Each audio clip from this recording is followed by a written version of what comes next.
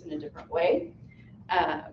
The way our current situation is within Jefferson City, a bill can go through the House, the Senate, and the governor and be signed into law without it ever being viewed or voted on by a woman.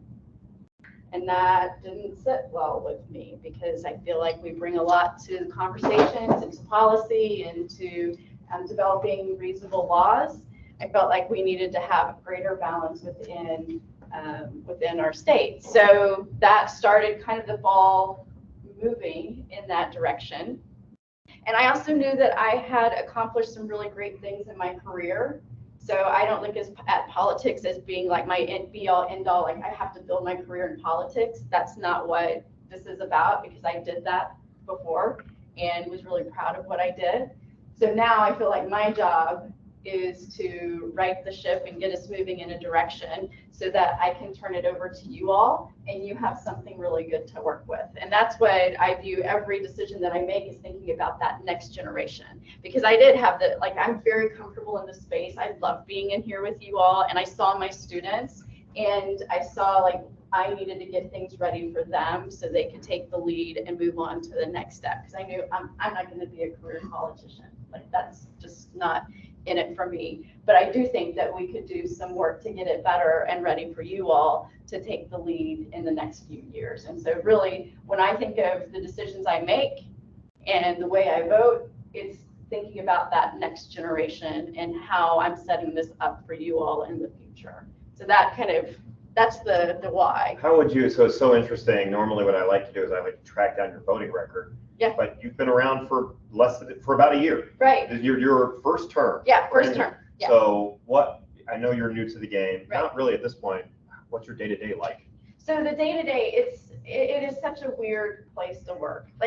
It's an honor to serve. It's an honor to serve the people of Springfield. It's an honor to serve in the House of Representatives, but it is such a bizarre job.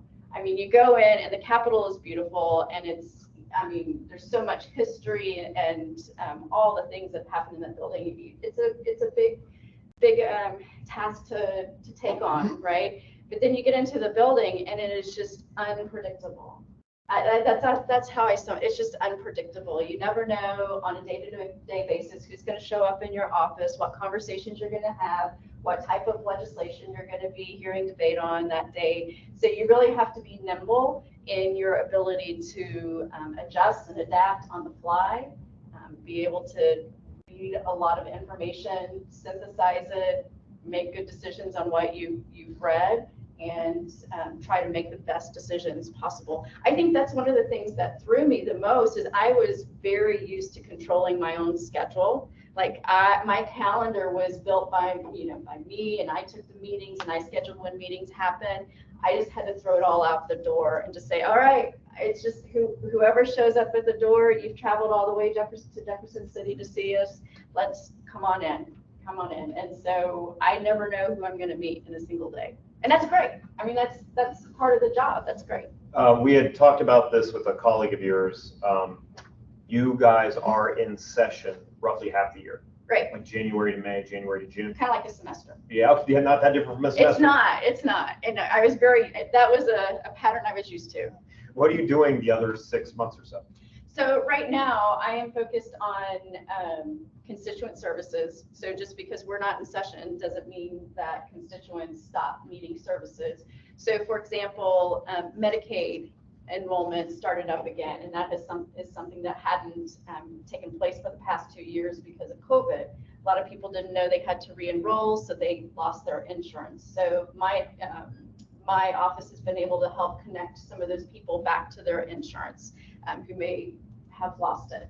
I serve on budget committee, that's a massive committee to serve on. But whenever you're on budget, you see the different pieces, services, entities that receive state funding. So part of what I've been doing, and this, I don't have to do this, but I've chosen to do this, is to go around to see the places that receive state funding. How's the flow going for you? What do you need? What challenges are you facing with receiving that funding?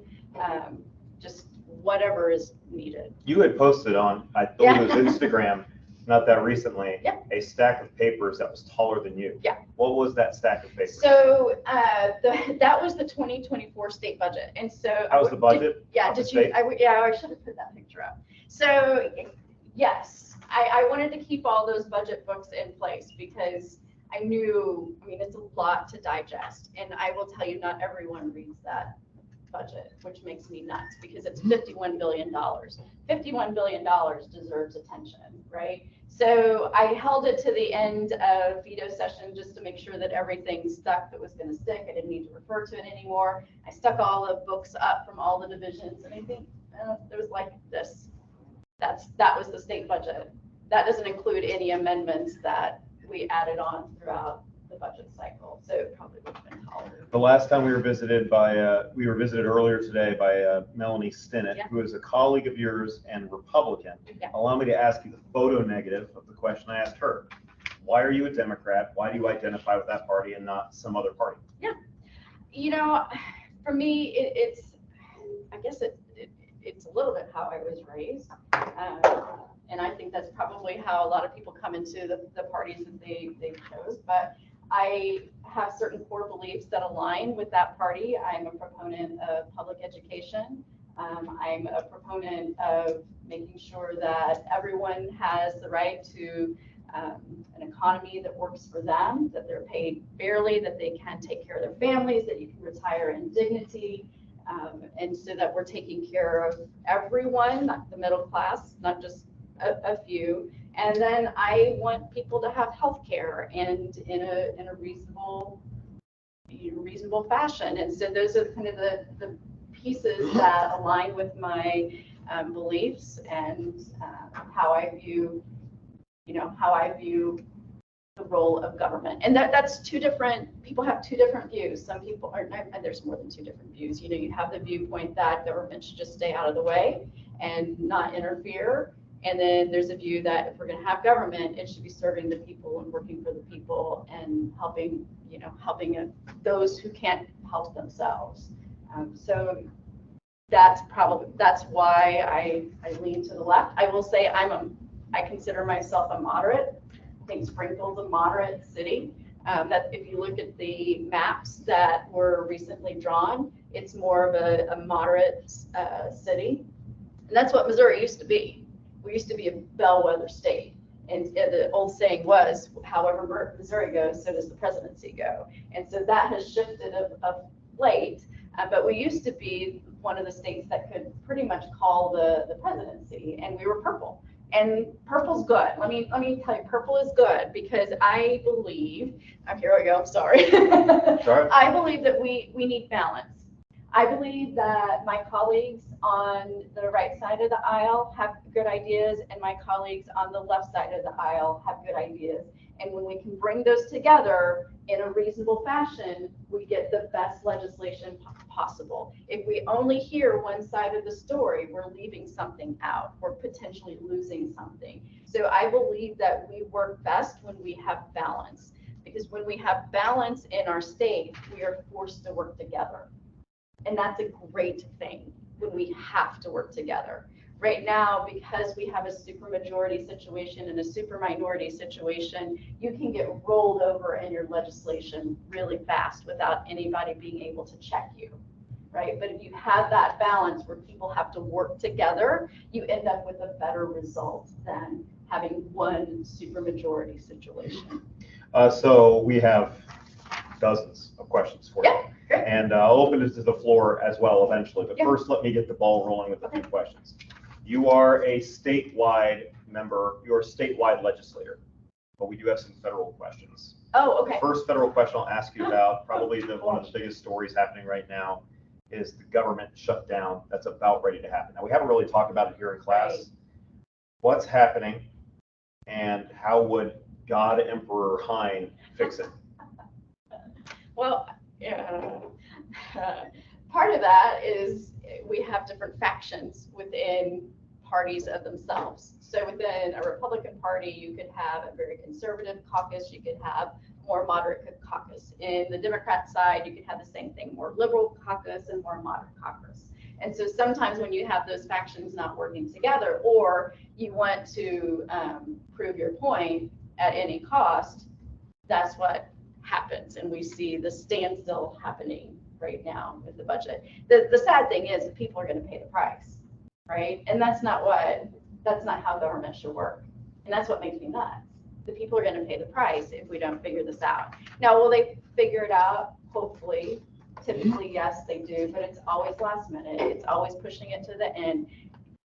And we end up with a product that isn't as good as it could be. Yeah. Maybe one more federal question Okay. before we go more to your playground. Sure. Former President Trump is facing 90-some criminal charges. Yeah. What do you think should happen with these legal cases? I think the legal cases have to proceed. I mean, it's law. I mean, that's why we have the different branches of government, right? That's why we have the executive branch, judicial branch, legislative branch. That's the role, and we have to let the process play out if that's what needs to happen. So in 2024, we have a big election. Mm-hmm. You'll be on the ballot. Right. As you'll be on the ballot every time there's an even numbered year. And not only will people be on the ballot, such as yourself, issues. I mean, 2024 is setting up to be a titanic year for issues that we'll be voting on. Yeah. The number one issue that we are probably going to be voting on is abortion rights in Missouri. Where would you like to see abortion rights stand in this state? Right now, I believe Missouri has a near total, it's essentially a total ban, on abortion. What policy might you pursue? Yeah, I mean, we'll see what happens. I mean, at this point, it's going to have to shake out through the initiative petition process. That just is what it is. There, as long as we have our current makeup in the legislature, that's going to be how it is. You will determine what we end up with for those reproductive rights. So we'll see. My hope is that we get it on the ballot. I hope people come to the polls. I hope they vote. Here's my stance on that issue, and I'll just and this is what I've told voters. Those are very personal, private healthcare decisions that should be made between the patient, the female, and the doctor. And politicians like me really don't need to be in those exam rooms. It makes me very uncomfortable to think that, my daughters are 23 and 26.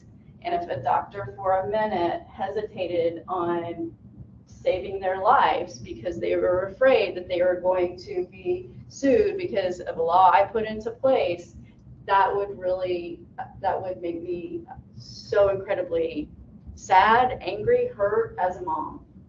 And that's what I've shared with voters as well. I went to the library a couple weeks ago, and on my way out of the library, a petitioner came up to me about the minimum wage. Yeah. That looks like the minimum wage is again going to end up on the ballot. That's a very fruitful topic for us to vote on. I believe the petition I signed was for $15 across the board in the state of Missouri. Where do you fall on that particular issue? That's part of the living wage that we need to see within our city, within our state. It also, in addition to the $15 minimum wage, it also has built-in paid sick leave, so that if you were sick, you could actually call in work and say, I'm sick, I can't work, instead of being forced to come to work and, spreading all of your germs with your colleagues that are around you. So I think we'll see that. I just heard that we'll probably see some sports betting legislation on. Would you like to weigh in on sports betting? Yeah. That's legal in, I'm going to say Kansas. Yeah, it is. It's legal in Kansas. And you know what? Hey, let's take it to the voters. Honestly, that is one of those areas that I'm like, you tell me what you want, because it's not an area that is my passion. I'd rather focus on childcare than sports betting, but for all of those people that's a passion point, hey, that's awesome. Let's have you all decide, because it's going to be your state that you're living in with it. So a question that I have from another student is that stand by. I understand this kind of capitalized on something that you talked about a moment ago. You identify as a Democrat. Are there things you do not agree with amongst your party or peers? Are there topics you feel strongly that are normal to agree with among a majority of Democrats? Are there topics that you feel like you lean more towards a Republican point of view?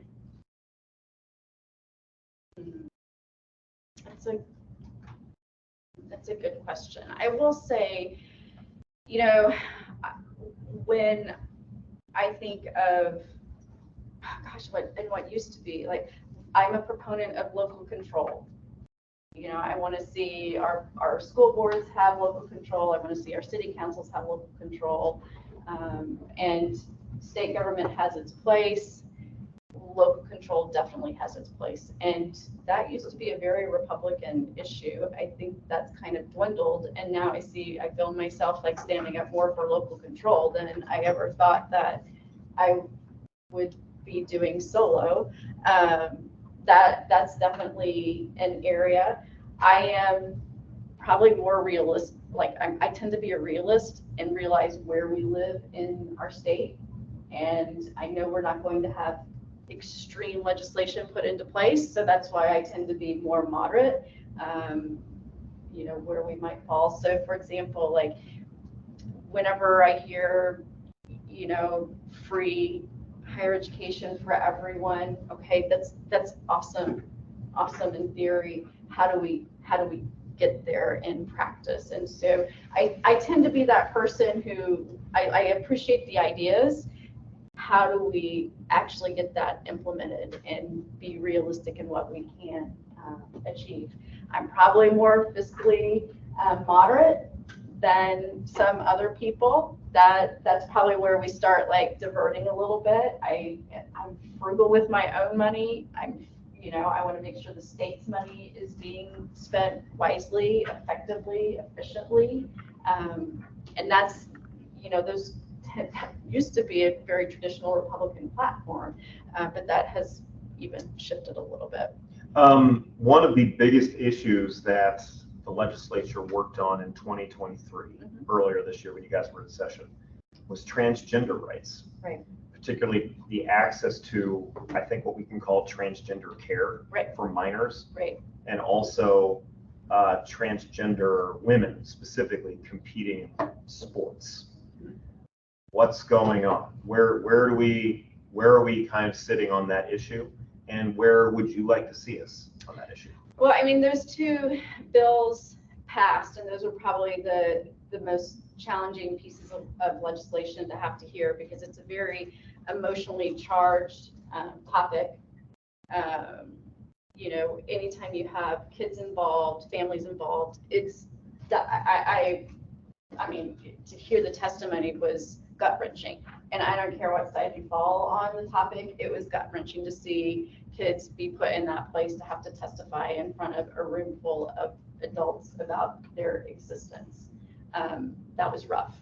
When you say kids, like? It was minors?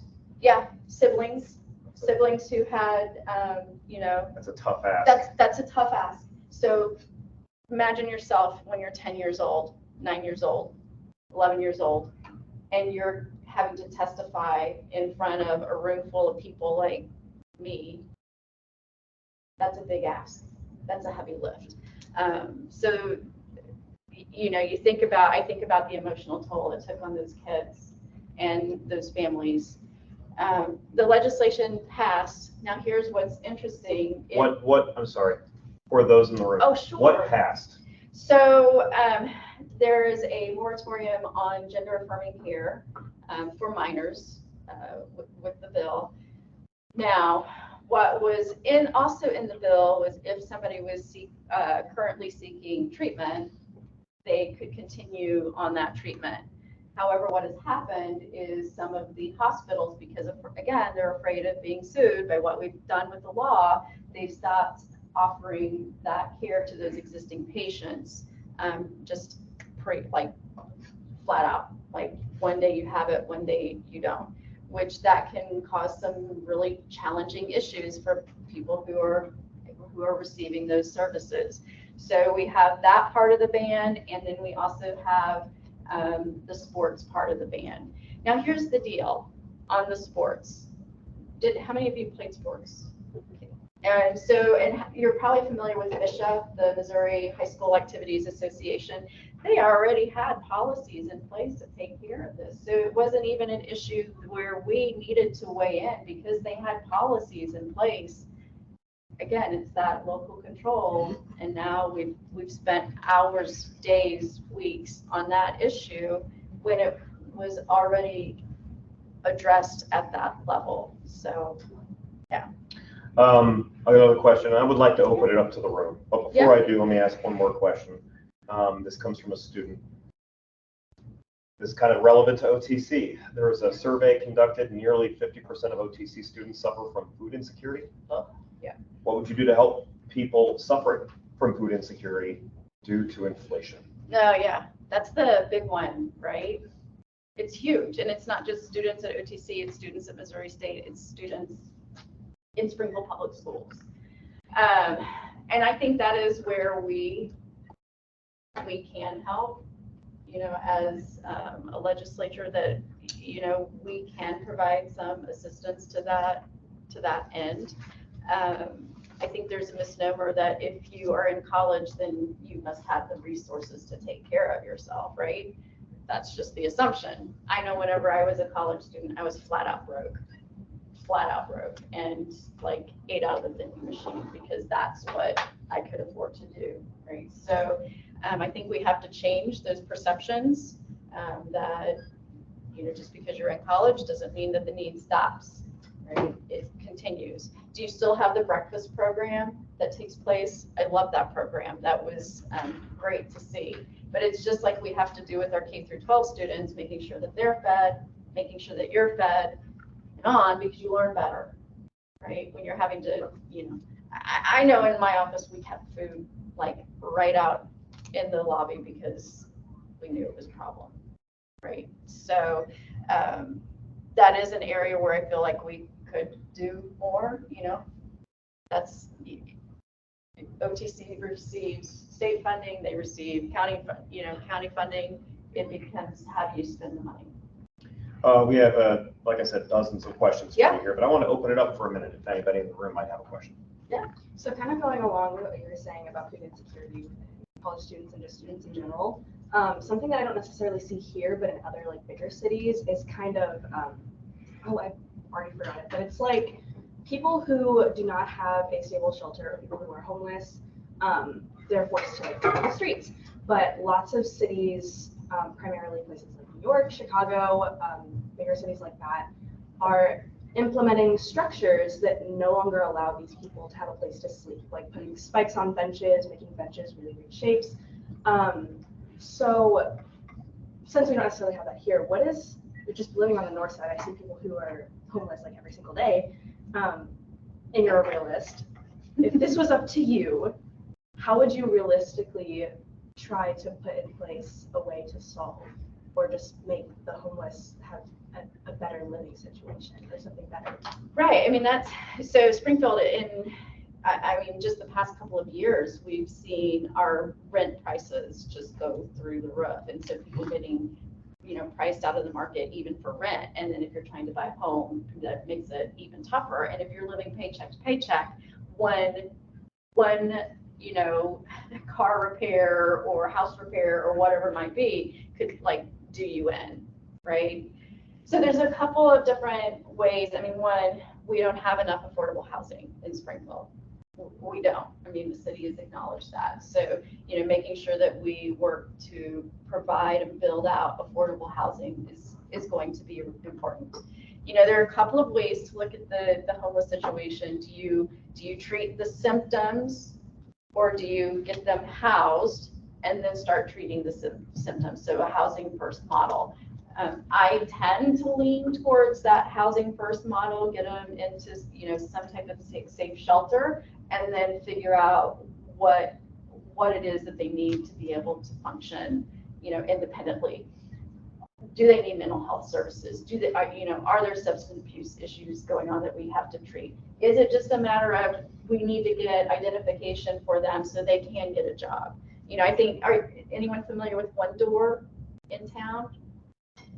So I'm sorry, One Door? One Door. So it is a program through the community partnership of the Ozarks. It's like the one-stop shop. If you have somebody who's homeless and you want to get them services, they can go in. There's assistance getting driver's license, jobs, healthcare, housing, all in one place. I think I don't see this being solved at a statewide level. I think we as a community, I think as a representative, yes, I can advocate for resources to come down to our community, but I think it's going to be have to take a community effort to be able to address the problem effectively and compassionately.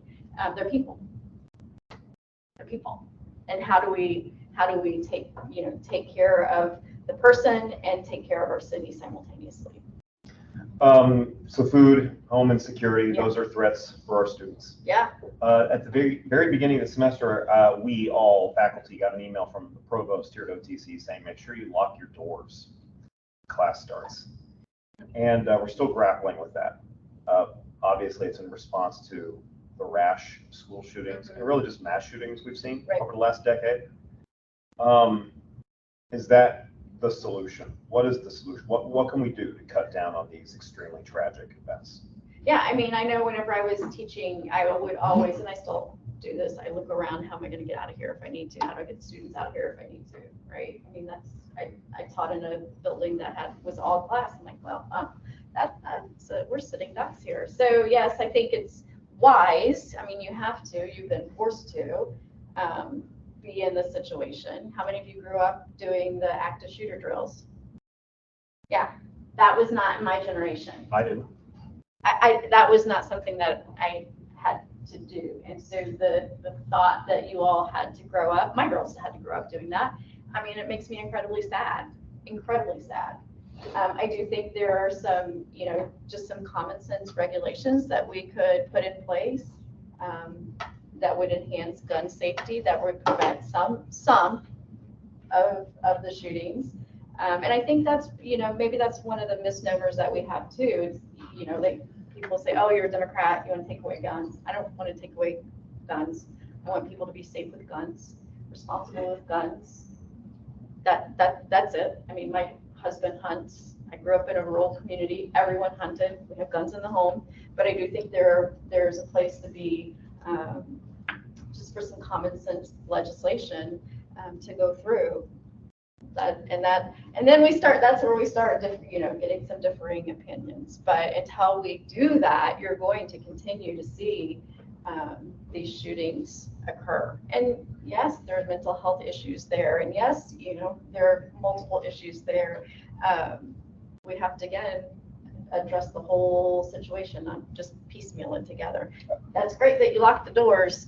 Well, we're having a big, I'm also president of the Faculty Senate here at OTC, and we're having a conversation as to whether, I mean, that is an instruction that comes down with the provost, but there's no enforcement mechanism. Yeah. So we can elect to do so or not. Right. And that's a conversation we're having at OTC as to among faculty about whether or not we really want to lean into that, because we want the class to feel inclusive. Right. But at the same time, you want it to feel safe. I don't know how you weigh those two things. It's tough, especially, if you had a hard time finding a parking spot, the teachers lock the door and you're having to shake the door to get into the building, I would like to give you the floor for a moment. Anybody have any thoughts or questions? This would be a great time. Yeah, so how did Missouri get the funding for was it the $50 billion budget you mentioned? Was it just from taxes and all that? It's a combination. So there's, so to reach a level of 51 billion, it came from COVID funding. So some of the ARPA funding, it came from federal funding, state funding, which would include your taxes, and then fees that are charged within, the Department of Conservation has fees that they charge and things like that. So it's a combination of resources that it flows through. Okay, I've got another one. Yeah. How often do you see like the federal Congress draw inspiration from like the Missouri legislator, or like, or vice versa? I don't know that we necessarily see it as an inspiration. I see things that mirror sometimes, when it, like right now with what's happening and with the budget, kind of negotiations, you see these factions happening of a very conservative caucus versus a moderate caucus, and that you're not getting things done. Well, that has happened. That did happen in Missouri. So so all of you know, this past session, we only passed 41 bills. That's the lowest number of bills in our history outside of the COVID year.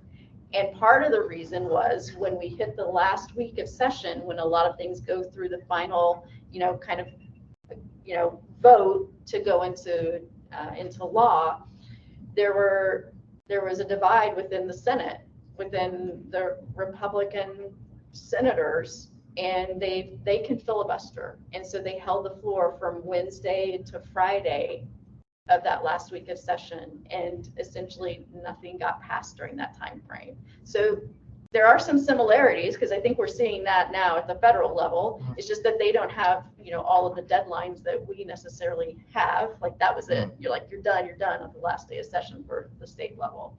So I think you see some similarities, and then just how we're built, how we're structured. Also, a lot of Missouri's copycatting and being copycatted is actually by neighboring states. Yep. I can't think of a hardcore, like nicknamed Obamacare is effectively Massachusetts healthcare policy made national. I can't think of a Missouri policy that's done that, but we've cheated by stealing from other states, and other states have stolen from us. Yeah, I mean, if you want to know what's going to happen in Missouri, follow Florida, follow Texas, follow, I keep being told that by Democratic legislators, which is look at Florida. If you want to, look at Florida, look at Texas. That's how things are coming through the pipeline. A lot of the legislation that has been filed the past few years has in the state by representatives has come from out-of-state entities. That's just that was a surprise for me. How about that? I was surprised. Ma'am, it's still your floor. Any questions? Do you think that raising the minimum wage could lead to some of the inflation that we're seeing? I don't know that. I don't know that it will necessarily lead to inflation, like it pushing it up higher than what we're seeing. Most markets right now are having to pay that $15 an hour rate regardless. That's just kind of the nature of the business environment right now. Is we've already had to push it up. The state had to push up, to that level 2 years ago. So I think it's more of just catching up a little bit. We'll see. This is so typically during an inflation, you raise interest rate and that cools things down, right? And people, the job market kind of dwindles.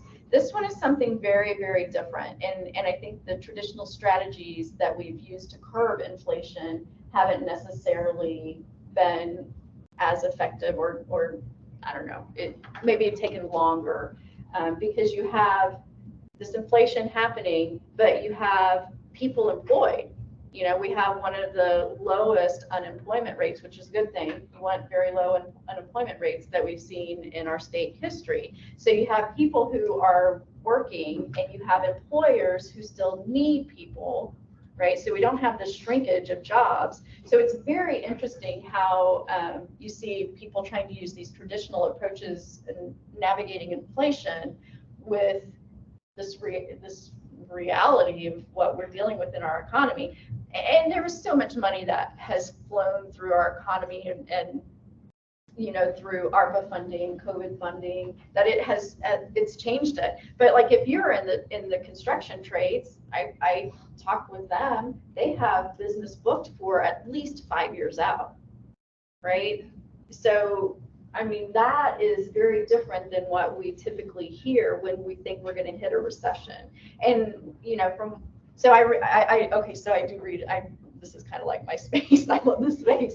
So, you know, we've even heard CEOs start to signal, all right, well, maybe we're not going to hit a recession like we typically would when we see inflation spike like it has. We have seemed to avoid a recession almost entirely. Yeah, and it's been miraculous to watch, but it's also something very new for scholars to watch. So an economist who is going through this whole kind of observation of the economy, they're seeing very different things than that they would traditionally see. So it's from an academic standpoint, it's fascinating to watch from somebody who's having to live it. It's infuriating if you are, you know, trying to buy a home, trying to buy a car, trying to make ends meet. That's the tough part. Still your floor. What else? Do you think, because you're talking about inflation and wage, in the past like 30 years, inflation has gone up this much, minimum wage went up like this much. Do you think they're ever going to catch up with each other, or do you think they're just mismatched now? That's how it is. I don't know that in my lifetime, I don't know that they will ever catch up.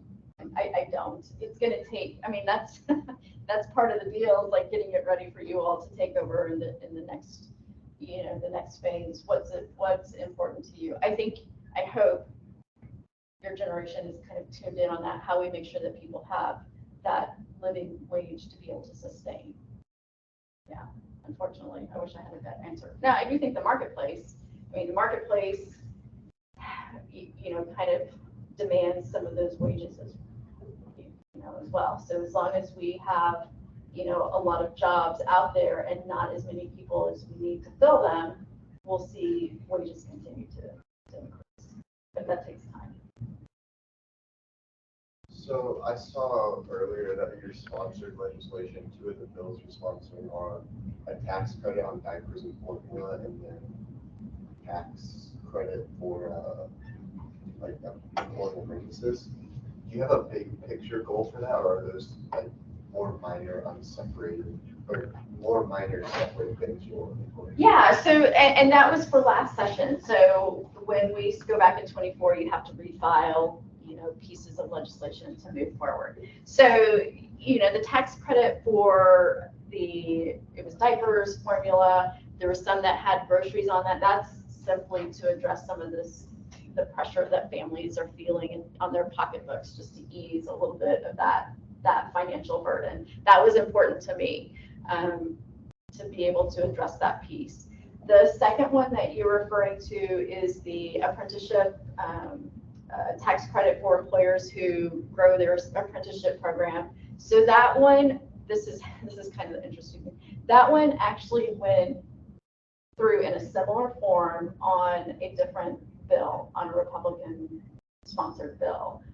So it provides tax credits for employers who bring in interns, college interns, and then also for those perhaps in the construction, skilled trade areas, being able to offer more apprenticeship programs. So that one went through and is in place now. No, it went through, there are multiple people who filed that one. We'll file it again. We got it on as an amendment. I'm trying to think where it last, as an amendment, and then when things stalled out. Just to put your language in more layman language, an amendment would be like an add-on to a different bill. Yeah, so there was a bill on the floor, and it was another member who offered the same language. So, I mean, we don't operate always in silos, right? So that was an area that several of us wanted to have added on to a bill. So it got added onto the bill on the floor. It made it through the House, got approved through the House. And then once we hit that last week in the Senate and things didn't move forward, it died. So if I can capitalize on that question, because we had talked about as a class, the Republican candidate Nikki Haley for president. She had mentioned in the last Republican debate that when they had asked questions about what do you want to see abortion policy as, she talked a whole lot about women's care and women's rights, even as she herself is pro-life. And she's the only one on stage. and the only one who broached that topic. Now, you, Right. of course, yourself are a woman, and you're talking about, Missouri passed postpartum relief recently, thanks to women legislators. You've proposed diaper tax credits. Representation matters, doesn't it? It absolutely does. This is coming from women legislators. Yeah, absolutely. Childcare crisis right now. I don't know if any of you have kids. It's a disaster. But that for young families right now, that is the number one issue that I hear from them is that needing help with childcare. There's not enough childcare spaces. And when you have a space, it's incredibly expensive. Now, I get it, those businesses, those entities also have to survive. So right now, that's one of those areas that I think we as a professional woman who has had kids and who has lived that life, it's incumbent on me to be able to help try to form some kind of solution or assistance in that space, because it's costing. So you have two ways you can look at it. It's costing our families, right? It's incredibly stressful if you don't have that reliable, accessible childcare, but it's also hurting our business community, because with COVID, we had a lot of people drop out of the workforce because they couldn't afford childcare. So we have this hidden workforce that's there, but they can't work because the money doesn't match up, right? So you pay just as much in childcare as you make at your job. That's a hard one to reconcile. So we've lost all of these potential employees in our workforce as well. I mean, if we don't solve it, we're going to be in a world of hurt. So I want to open it back up to the floor, but before I do, we, the people of Missouri, voted last 2022, and we voted to legalize recreational marijuana. First of all, how do you feel about that? Second of all, it's been a year. How's it going? Yeah, that's another one, kind of like sports gambling, like whatever you all decide, that's good. I didn't have a dog in the hunt on that one. It's like, okay, if that is important to you, please get out and vote and do it, right? And so that is, for me, the initiative petition process is one of the best things for our state, right? Because it gives you all the opportunity to weigh in on what's important to you, right? So it passed. That's what we have now, right? I think we had some record sales in the state of Missouri for the first month, right? So, it'll be interesting from a tax revenue, perspective to see how everything unfolds. If it'll be the boon that they thought it was going to be or not. So, yeah, there we go. We got it. I'll open it back up to the floor. Wherever you want to go. Okay, here, I'm going to go there and there. And then you had one, so. Okay. So a lot of my aunts and uncles are felons. And as you know, if you're a felon and you go to college, a lot of the certificates and programs are actually cut off from felons because they're disqualified from getting the certificates. Do you think there is any way to solve that problem? Maybe make some of them certificates more accessible to felons to give them a better leg up? So you're disqualified from professional certificates? Yes, state and federal. Like, let's say you have a financial crime or something, you can't be a doctor, even though you didn't commit, let's say, like a violent crime or something like that.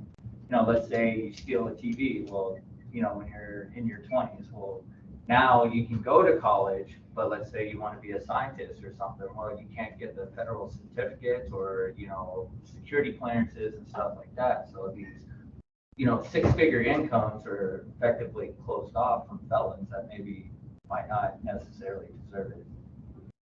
I mean, what would you do? Yeah, is there a way to rectify that? I do think there is room to improve that. And this is where I have been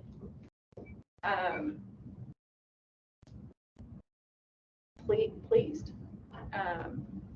I'll say pleased. Yeah. I think even Governor Parson realizes that there's some work that we can do in that vein, and has had some programs launched just recently to help individuals in that exact situation. Because, you know, if somebody has served their time, the worst thing that you can do is then cut them off from a future, you know, once they're out, right? 'Cause then Right. that's It seems to be the way that the system's stacked anyway. right. And so I do think there is room that room for improvement, but I do hear those conversations in the Capitol from both sides, which is positive. And I view it as positive that we have both sides talking about that and recognizing that we have to have a pathway for people once they are out of jail and have done their time. Yeah. There's more work to do. Don't get me wrong. Don't get me wrong. But there are conversations that take place, and I think that we can make positive movement in that direction. I will say this economy is encouraging that, right? Because we need people working, and that kind of wakes people up a little bit. You know, like, oh, well, maybe we should do a little bit more here, and we can benefit there. So stay tuned. There's so much more work to do, but I have something kind of adding on. I have a question. So like my uncle is in prison at the Jefferson City Correctional Center, and they have like an opportunity, like they can go, I don't know, he was like dog training or something for a little bit, and then now he's in college, like taking the same classes that I'm taking. right. And I was just, can they do anything really with that? I mean, after if they can't really get like certificates and stuff, or is It's it certain ones, It's it's just- like anything in the medical, Okay. legal just field. certain? Okay. Yeah, Okay. but they're usually some of the biggest, highest earning Yeah, jobs yeah. in the nation, and it's all cut off. Yeah. Did you have a question? Yeah. So in some like in some instances in the federal level, I've seen, like not all the Congress people not be present for like passing of some bills. Does that happen at the state level? Makes me crazy.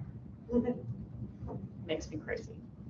I can't, yeah. A colleague of yours, Crystal Quaid, used to tell a story when she visited prior to ever being in office herself. Right now, she's a gubernatorial candidate. She would show up. She decided to run because she could not believe how empty the chamber was when these votes come up. That is so true. Yes. Yes. Sometimes the bell will ring and it, like when we're getting ready to vote, they sound the bell. That just signals like, hey, vote's happening. And you'll see people flooding back in the chamber to vote, but that means they weren't in there to hear the debate. And to me, that debate is vital to knowing what we're getting ready to pass. Particularly if it didn't go through my committee, you know, or committee that I serve on, then that debate is integral in understanding what we're about to pass. Yeah, that makes me crazy. That should make you crazy too. Okay. This kind of goes along with like the diaper tax, but where is Missouri at when it comes to women's hygiene products being tax-free? I know Texas just recently passed their bill. I know we do a free hygiene products for schools between 6th and 12th grade, but where are we at just tax-free or making it free, period? Right, we had that proposed as a bill. It didn't get it across the finish line. It's something we'll try at again. One of the disheartening things for the hygiene products in grades 6 through 12, or look at the budget, and there was still so much money sitting in there, it just wasn't being utilized. I don't know that the word was out that schools could apply for this or have this resource for their students. So, you know, you can fund it, but if people don't know about the funding, that's a challenge in and of itself. We'll absolutely file similar legislation for the hygiene products again and again and again until we get it through. Let's take a couple more questions, but before we do, ma'am, if I am an enterprising young person and want to ask you a question, what's the best way to get a hold of you? So I live in two worlds, right? So if you are interested in something very, like government related like this, my House account. So, and you can find it on the House website, stephanie.hein@house.mo.gov. That's all things policy related or constituent related. On my campaign side, because the two cannot mix, on the campaign side, if you're interested in the campaign and that work and what's happening there, that is Stephanie@HeinForMissouri.com. So we keep those very separate. A couple more questions. Okay, right here. So it was kind of going along with what someone had said about like hygiene products, but in a more broad sense, I understand you have daughters and just existing as a woman. It has prevented me from wanting to have children because I worry about the future of what feminine-centric healthcare looks like, just access to contraceptives, access to abortion, feminine hygiene products, being able to go to a gynecologist without breaking your bank. Do you ever worry, just having daughters already, like, do you worry about the future for them? Absolutely, 100% I do. That's why I ran. 100% I do. Absolutely. I will be okay, right? I'm middle-aged, right? I will be okay. I 100% worry about the future for my daughters. I 100% worry about the future for you all. I 100% worry about the future for our little ones, K through 12. That's what worries me the most. Yeah, in those conversations, my daughter's 26. She's like, when am I going to have kids? How am I going to afford kids? How is this going to happen? Right? Those are real conversations. Yeah, absolutely. Absolutely. One more question, if we have one, for Representative Hein. You don't have to answer this if you're not comfortable with it, but what salary do you make in the House? Oh, that's public I think knowledge. that's public, yeah. Yeah, so we make a whole whopping $37,000. Yes, and we This is did. an honest question. Are you allowed to have side hustles? Are you allowed? Well, so it's considered a part-time job. Okay. So a lot of people also, work their regular job. I don't know how they do that during session. That's a lot to, balance. Plus you have to have an employer that will work with you. So we did get a bump. It's now 41,000. Interesting though, we as legislators, we do not vote on our own salary. There's a commission that votes, which I'm good with that. Like, I don't want to like press the button and say, yes, give me a raise and somebody else gets a cut. That's, yeah. So there you go. But there's challenges with that, right? So that's the amount. So sometimes you get the situation where that's the best that somebody will ever get, okay. Or you have people who have to wait till they retire to run. I knew I wanted to do something different, so I financially planned. Not everybody can do that. And I acknowledge that. And it's I think one of the obstacles, particularly getting younger people into government, because if you're in your 30s and you take, a position that's $37,000, you are cutting out some of your prime earning years to take that pay cut. So that's a hard one to navigate. So, yeah. I believe Ben had one last question to send us off. Ben, right here, I'm sorry. I forget you don't know these people. Yeah, I feel like I know you already. Okay. I actually have like 3 rapid fire questions. Okay, good. Real quick. Okay. So first is, what do the subcommittees look like for the Missouri House of Representatives? So Because I know on federal, I think there's like the 12 or 13 subcommittees for each house. yeah. So that can be extensive. So there's budget, there's ag, there's Department of Conservation, there's transportation, there's education. Pretty similar to how the federal side's structured. Mhm. Okay, second one. Back when you were doing the trans youth hearings and all that, how often did you hear from like pediatricians or pediatric psychologists other than just like personal testimonies? Yeah, I mean, they were definitely included in the mix. They were? That's important. And one of and I will say our majority floor leader is a physician. He's a surgeon, and he voted against the bill. So that you also take that, that medical expertise into play as well. Cool. Okay. And then the last one was how much legislator is focused on helping veterans. And I mentioned that with like regards to how I hear about programs for like the building houses for homeless veterans. So I was just, is Missouri kind of like forefronting that or trailblazing that Done process? a little bit of that on the local level. here in Yeah, Springfield. yeah, at the local level, we have, actually, there was a new affordable housing, subdivision that just opened up west of town, Maple Woods. So that received some state funding, as well as funding through the city, through ARPA funding. So I don't know that we are at the forefront. However, it's an area that is positively received in our state. So whenever you hear debate, like we heard some really positive debate on the need to support mental health for our returning veterans, right? Those are conversations that would not have taken place maybe 10 years ago, but now that's shifted because there's that understanding. And what do we need to do to address like post-traumatic stress disorder? So that piece of it. I think that is one area that we have a lot of empathy as a legislature to help. Be it what we talked about, the marijuana tax, right? So part of that is carved out to support veterans. So that's going to be a new stream of revenue. Watch. It'll be interesting to watch. I'm watching this closely. Like, how is that going to be utilized?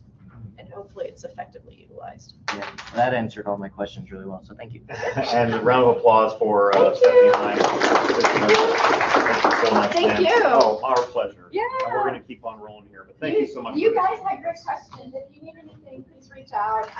You just type in Stephanie Hein. You'll either see me at Old Missouri State or on the legislature. So Okay, thank you great. so much. Thank you. Thank you so much. Okay, so stand by. Let me conclude our recording there.